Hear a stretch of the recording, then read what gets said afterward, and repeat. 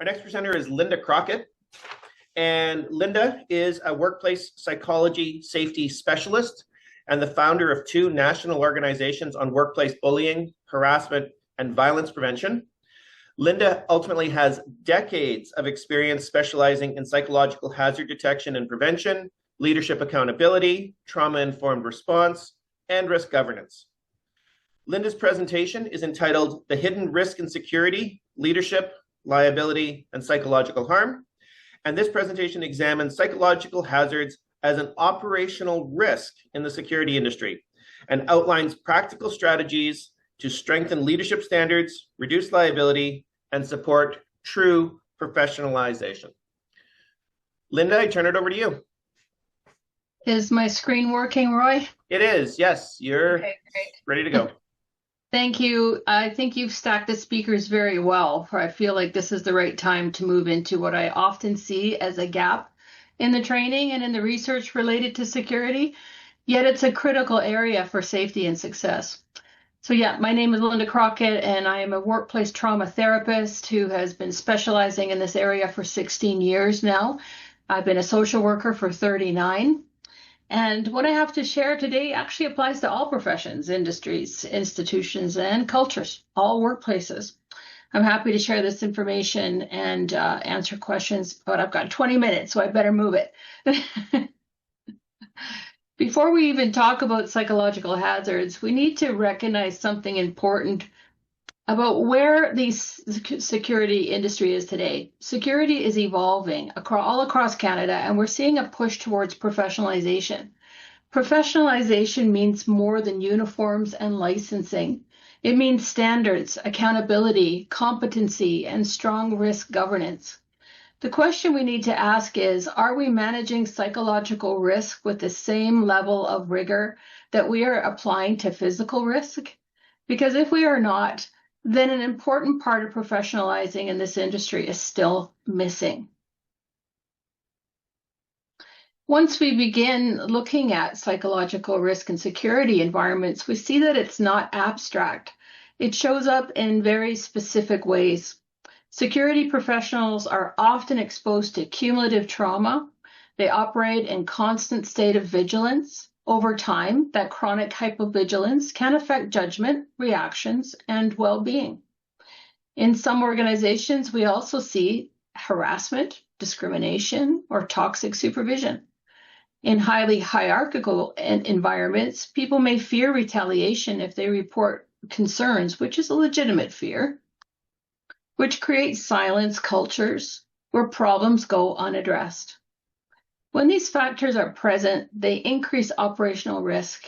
They affect decision-making, teamwork, morale, and the ability of personnel to perform effectively under pressure. So it's important to understand that these are not just simply HR issues. These are operational risks that affect performance, safety, and the credibility of the organization. And when these risks are ignored, the impact doesn't stay hidden. It starts to show up in operations, leadership challenges, and organizational outcomes. There are many warning signs which are far too often dismissed in workplaces.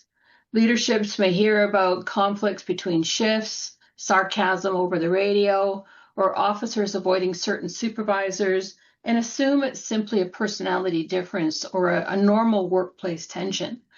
But in many cases, these are early indicators of psychological hazards developing within a team.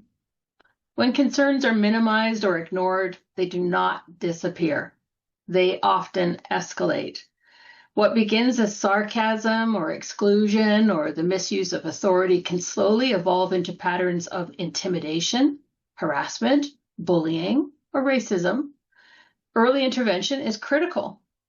When leaders recognize these signs, these signals early and address them respectfully, consistently, and fairly, they can prevent harm, protect their personnel, and maintain operational stability. Ignoring them allows the problem to fester until it becomes a much more serious organizational and safety issue. What happens when psychological hazards go unaddressed is that they begin to affect the very things security organizations rely on to function effectively. First, they affect the decision-making. When individuals under chronic stress experience intimidation or dealing with unresolved conflict, their ability to think clearly and respond effectively under pressure is reduced. We also see reduced situational awareness. Security work depends on alertness and sound judgment. Psychological strain can narrow focus, increase reactivity, and reduce the ability to assess situations accurately. Over time, this leads to burnout and turnover. Organizations lose experienced personnel, which increases recruitment and training costs and weakens operational continuity. It also results in more complaints and investigations, which can create significant legal liability and reputational damage for organizations. Ultimately, the public's trust in security professionals depends on professional conduct and sound judgment, and those are indirectly influenced by psychological conditions in which people are working. So if these risks affect operations this directly, the next question becomes, where are the gaps and how does the industry is currently addressing them? Here's a true story example. A security guard working in a large commercial facility has been experiencing ongoing harassment from a supervisor. The supervisor regularly belittles the guard in front of others, questions their competency over the radio, and assigns them the most difficult posts as a form of punishment. When the guard raises concerns, they are told to toughen up or suck it up, and are warned that complaining could affect their future shifts. Over time, with this abuse and power continuing, the guard begins experiencing chronic stress and anxiety before each shift. Their sleep is affected. Their concentration declines, and they become hesitant in situations where quick decision-making is required. Eventually, the guard goes on medical leave due to long-term cumulative stress. In other words, psychological injuries such as insomnia, anxiety, loss of psychological safety, and depression. From an operational standpoint, the organization loses an experienced employee, offers other staff see what happens when somebody speaks up, and trust in the organizational process and leadership declines. And this is not just a workplace conflict. It becomes an operational risk, a potential legal liability, and a signal that the organization's leadership and reporting system may not be functioning properly. Studies consistently show that employees who are the minority within the workplace are more likely to experience bullying and harassment. That includes women, culturally diverse employees, people with disabilities, and sometimes neurodivergent individuals. Research also shows that this risk can increase in male-dominated and hierarchical environments, which is important for fields like security and policing.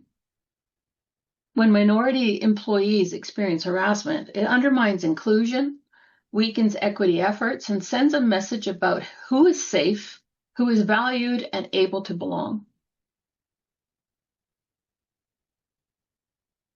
What we are seeing in the security industry today is a gap in how professionalism is being measured. Organizations are very good at measuring physical threats.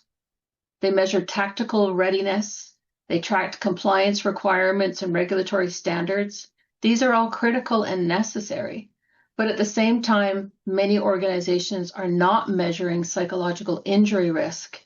They may not fully evaluate how a leader's behavior impacts teams' morale and performance. In some cases, reporting systems exist on paper, but employees do not trust them enough to use them. An early warning indicator of workplace conflict, harassment, or psychological strains are often missed. So while the industry is making progress in professionalizing, there is still a gap. Professionalization is incomplete if psychological hazards are not governed with the same seriousness as other operational risks. So the next question becomes, what does practice actually look like if organizations want to close this gap? Once organizations recognize that psychological hazards are an operational risk, the next step is implementing best practices. First, Psychological hazard risk assessments need to be built into operations. Just like physical risk assessments, organizations need a structured way to identify and monitor psychological risks in the workplace. Second, leadership competencies matter. Supervisors and managers should be trained in trauma-informed leadership so they understand how stress, conflict, and exposure to difficult situations affect their teams. Organizations need clear, safe, and confidential reporting pathways. Employees must trust that they can raise concerns without fear of retaliation. Early intervention protocols are critical. When concerns are identified early, they often can be addressed before they escalate into major investigations or legal disputes. There must also be accountability mechanisms for harmful conduct, along with structured repair and recovery processes so teams can rebuild trust after incidences occur.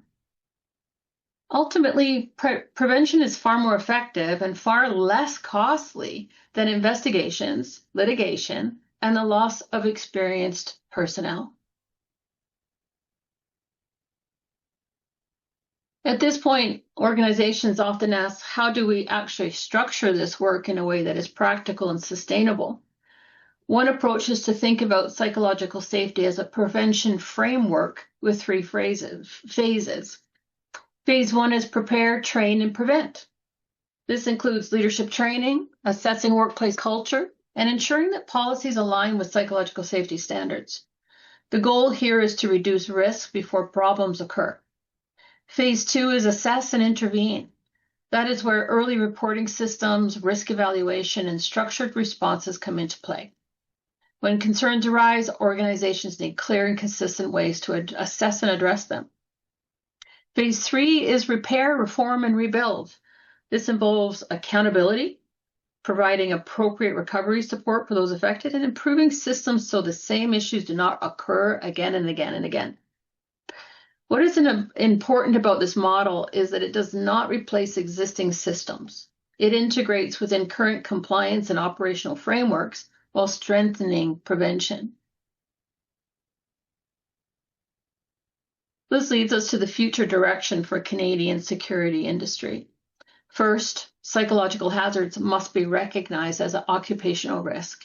Just like physical hazards, they must be assessed, monitored, and managed within organizational risk frameworks. That is what your Joint Health and Safety Committee is all about. Second, trauma-informed supervision should become part of leadership standards. Supervisors need to understand how stress, exposure to difficult situations, and workplace conflict affect their teams and operational performance. And third, the psychological safety should be treated as a core component of risk management. It is not simply a wellness initiative. It is more than conflict. This is about prevention of abuse. It is part of maintaining effective operations, protecting personnel, and reducing organizational liability. I want to close with this key point. Psychological safety is often misunderstood as a wellness initiative. In reality, it is a professional standard that directly affects operational performance, leadership credibility, and organizational risk. Security organizations that want to lead in the future will need to move beyond reactive investigations after harm occurs. The focus must shift toward proactive prevention, identifying risks early, supporting personnel, and strengthening leadership. The session is simply a starting point here. The real work involves building systems, training leaders, and integrating psychological hazard preventions into everyday operations. When that happens, we not only protect the people doing this important work, we also strengthen the professionalism and the credibility of the entire security industry. And that is my contact information. And I hope I made my 20 minutes there.